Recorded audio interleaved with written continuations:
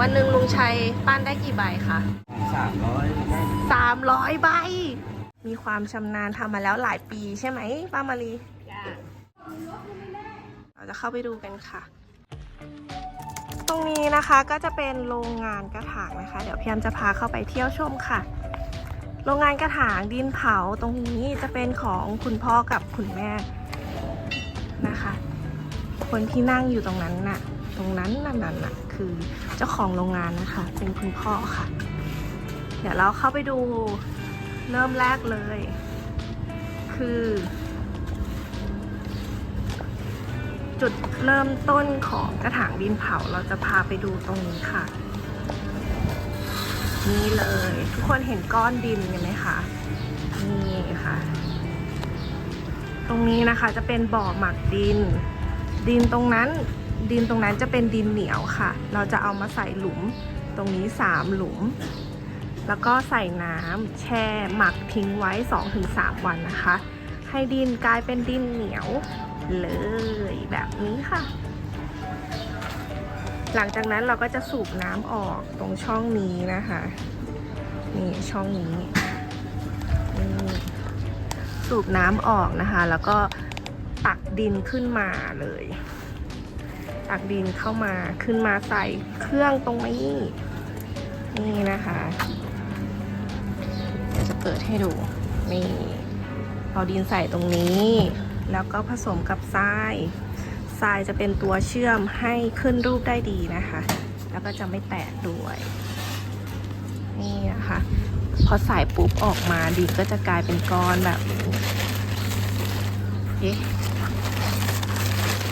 นี่นะคะดินก็จะเป็นก้อนแบบนี้แล้วเราก็จะใช้ลวดในการตัดแบบนี้ตัดอย่างนี้เลยนี่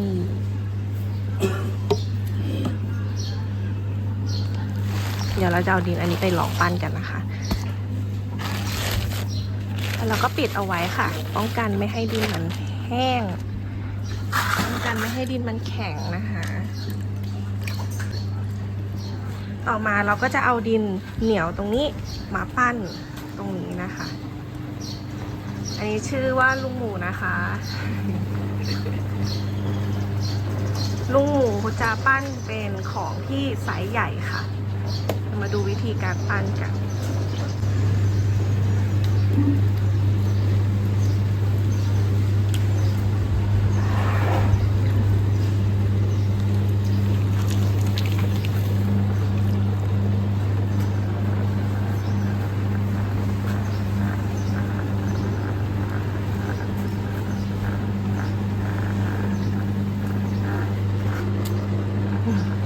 ติดวิดีโอข้างหลัง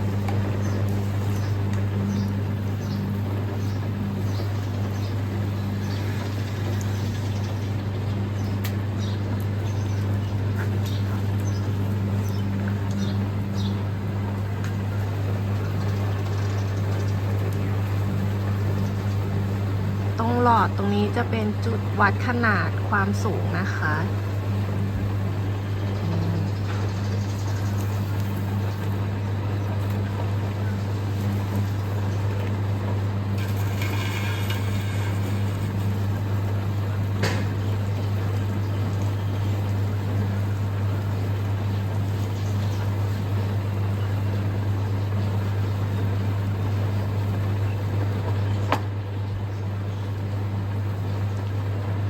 แล้วก็เก็บปีกต่อมาก็ทำให้มันป่องนะคะ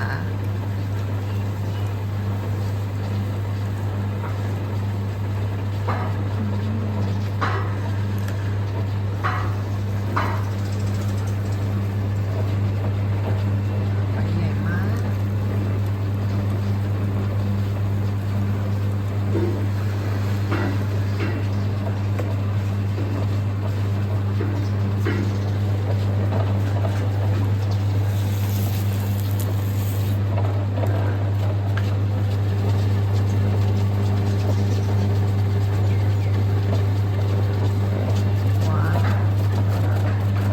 แล้วนะคะ1 ใบ วันหนึ่งลุงหมูปั้นได้กี่ใบอ่ะ กี่ใบ ฮะ 160 ใบ 170 ใบนะคะ1 วันเขาจะปั้นได้ประมาณ160 ถึง 170 ใบค่ะ อันนี้จะเป็นไซส์ใหญ่นะ เป็นกระถางป่องใหญ่ค่ะ เสร็จเรียบร้อยแล้วไปดูต่อเลยค่ะมาดูคนนี้กันค่ะ คนนี้จะปั้นไซส์เล็กนะคะ อันนี้จะเป็นป่องเล็ก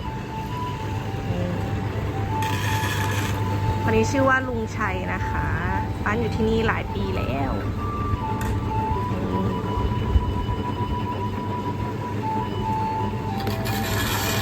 ที่แป้งก็จะมีหลอดวัดความสูงเอาไว้นะคะนี่แป๊บเดียวเสร็จเลย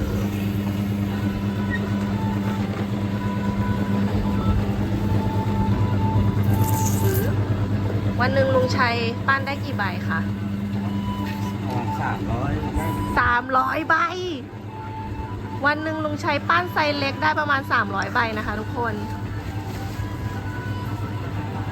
เพราะฉะนั้น1 ใบก็ไม่ถึงประมาณ1 นาทีนิด1 นาทีนิดเขาก็ปั้นเสร็จแล้วนะคะ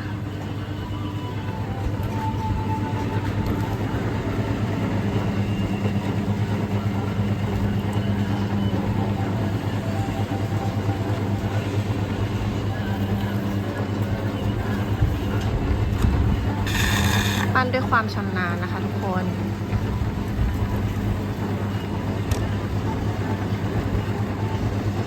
ปั้นเร็วมาก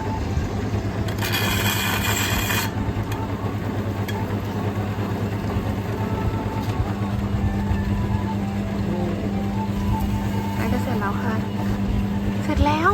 แป๊บเดียวไม่ถึง1 นาที ไม่ถึง1 นาทีเสร็จแล้วค่ะทุกคนนี่นะคะพอเราปั้นเสร็จแล้วเราก็จะเอาไปวางทางด้านนู้นนะคะ ให้มันดินมันเซตตัวนี่นะคะเจ้าของโรงงานนะคะ ชื่อว่าตาลุนนะคะ อันนี้คือเจ้าของโรงงานนะคะทุกคนเป็นกิจการครอบครัวค่ะอันนี้เขากำลังนั่งตกแต่งจานกระถางจานรองอยู่นะคะนี่คุณแม่ไม่อยู่นะคะเอามาพอดีเลยค่ะคุณแม่พอเราปั้นเสร็จแล้วนะคะ เราก็จะเอาดินมาพอเราปั้นเสร็จแล้วเราก็จะเอากระถางมาวางไว้ตรงนี้รอให้มันเซตตัว1 วัน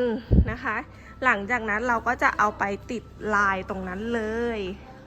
ไปดูกันค่ะลายที่เราใช้นะคะก็จะมีลายมังกรลายดอกไม้นะนี่ค่ะลายที่โรงงานใช้นะเราจะใช้ลายแปะมังกรอันนี้แล้วก็มีลายดอกไม้นะคะเดี๋ยวเราไปดูด้านนู้นกันเลยค่ะว่าวิธีการแปะเป็นยังไงนะคะคนนี้ชื่อว่าป้ามาลีนะคะเป็นคนติดลายอยู่ที่นี่นะมีความชำนาญทำมาแล้วหลายปีใช่ไหมป้ามาลีทำมากี่ปีแล้วอ่ะโอ้30-40 ปีแล้วโอ้30-40 ปีนะคะนี่เราจะใช้ดินขาวเผามาแล้วจะเป็นสีขาวค่ะทุกคนแปะไปแบบนี้เลยแล้วก็ดึงออก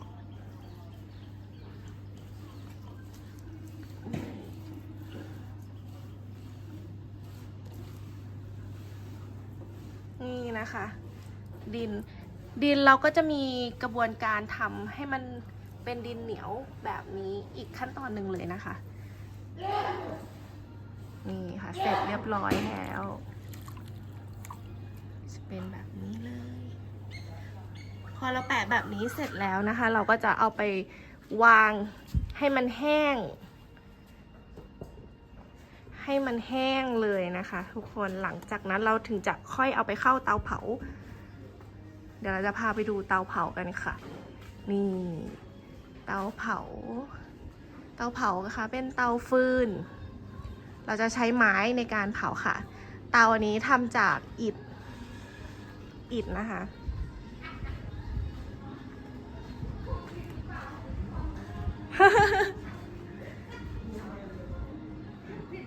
พูดผิดไหมอะ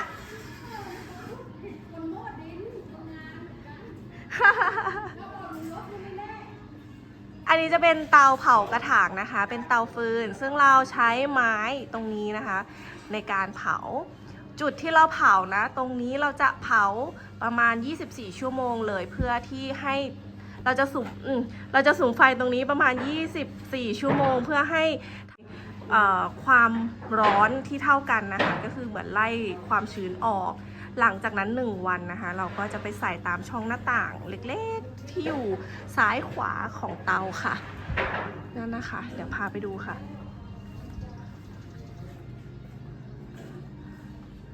นี่นะคะเดี๋ยวตรงนี้ก็พออันนี้คือโอ่งบ้านแมวดินเผานะคะ ทุกคนสามารถเข้าไปซื้อได้ที่เพจ Facebook โอ่งบ้านแมวดินเผา by AMI เดี๋ยวแปะลิงก์ไว้ให้ค่ะนี่นะคะเตานี่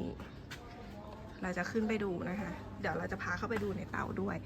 ตรงนี้นะคะจะเป็นช่องที่เราเอาไว้ใส่ไฟนะนี่แบบนี้เลยแบบนี้มีกี่ช่องนะ1 2 3 4 5 6มีทั้งหมด10ฝั่งละ6ช่องนะคะก็จะมีซ้ายขวาเลยฝั่งนู้นก็มีนะคะทุกคนฝั่งนู้นก็จะมีเราจะใส่ไฟไล่ไปทีละช่องทีละช่องทีละช่องถึงตรงสุดท้ายของเตาเลยค่ะก็จะใช้เวลาประมาณ1 วันเลยกว่าเราจะเผาเสร็จทั้งหมด1 เตานะคะเดี๋ยวเราเข้าไปดูข้างในกันค่ะ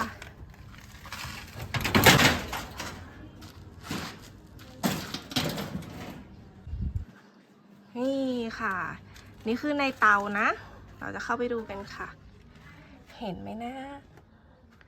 ว้าวก็เห็นอยู่นะคะกระถางตรงนี้นะคะเราจะเอาไว้รองพื้นนะรองพื้นมันก็เลยจะดำหน่อยเพราะมันถูกเผาแล้วหลายรอบค่ะ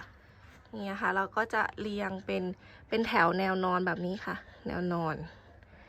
ไปเรื่อยๆนี่ตรงนี้จะเป็นข้างหลังนั้นจะเป็นปล่องไฟค่ะแบบนี้เลยนะคะตอนนี้ข้างในเตาอุณหภูมิก็อาจจะมีอุ่นนิดหน่อยไม่ถึงกับร้อนค่ะเพราะเรา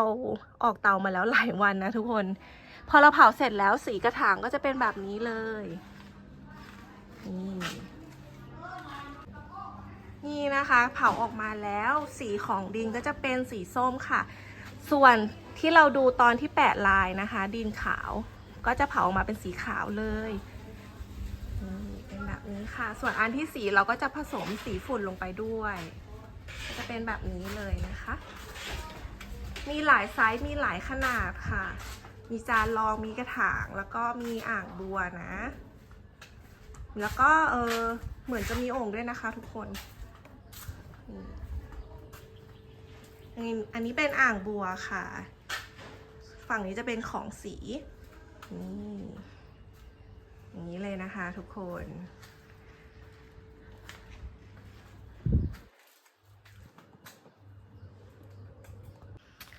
ทุกคนเดี๋ยวเราจะลองเอาดินตรงนี้ไปลองปั้นกันนะคะเดี๋ยวเราจะขอปั้นแป้นนี้นะตอนนี้ก็พักเที่ยงกันไปแล้วว้าย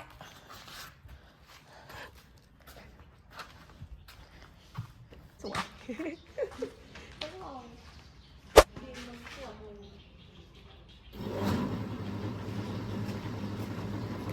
ขอแอบถ่ายรูปได้เลยค่ะ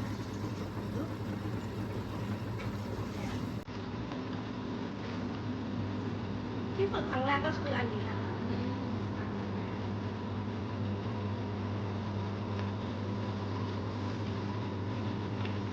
อันนี้คือส่วนที่เหลือเป็นตรงนี้มันวนลงกลับไปได้ใช่อันไหนไม่ให้เห็นหน้า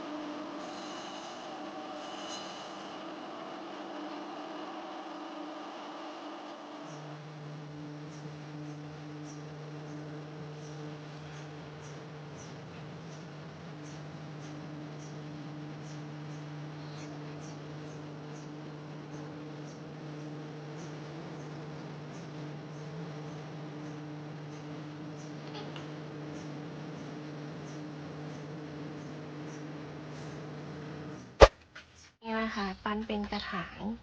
นี่มีรูด้วยนี่สำหรับคลิปนี้ก็จบแล้วนะคะพาเที่ยวชมโรงงานนะแล้วก็ขอขอบคุณทุกคนที่เข้ามารับชมกดไลค์กด Subscribe ให้นะคะยังไงก็ฝากติดตามพี่แอมด้วยนะเดี๋ยวครั้งหน้าอาจจะพาไปเที่ยวที่อื่นนะคะสำหรับวันนี้บ๊ายบาย